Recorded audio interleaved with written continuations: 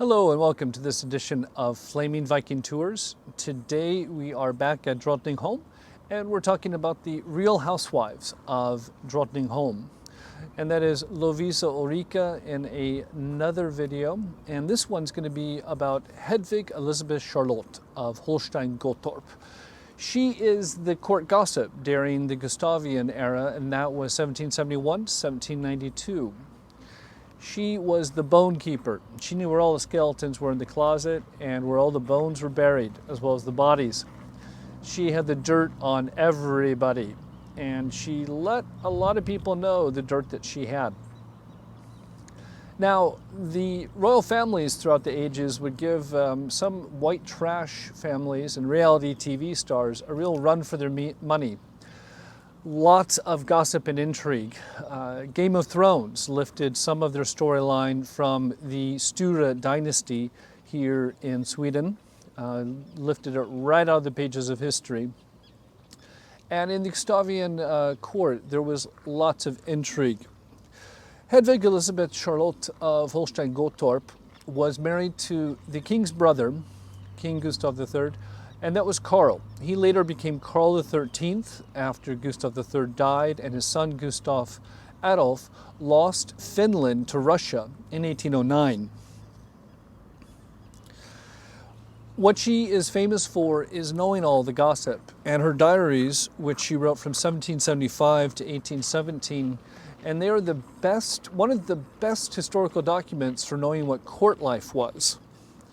She wrote these diaries in the form of letters to her friend Sophie von Fersen, who was for some time her handmaiden in the court. There were instructions that after her death, 50 years after her death, they could be published, but not before. She also is known for possibly part of the assassination of Gustav III, her brother-in-law.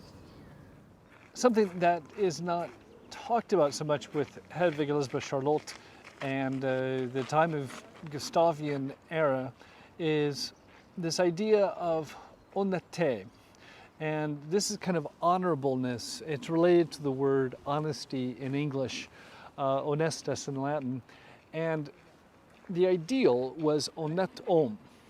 Now there's a great book about Hedvig that you can read written by Mu Helsing, and also she did a thesis on this called Hofpolitik, and here's a quote from page 166. Hedvig's ideal man was a European honnête homme, polite, cultivated, worthy of his high position in society without being vain or haughty. Men should not fall prey to weaknesses like frivolity with women and money. Corrupt officials who put personal gain above all else were not held in high regard. Courtiers were supposed to carry out their duties with diligence and integrity, and not be uncritically flattering of the king to gain favor. The king, the most important man in the realm, received the greatest attention of the Duchess. She was of two minds when it came to King Gustav III, both personally and politically.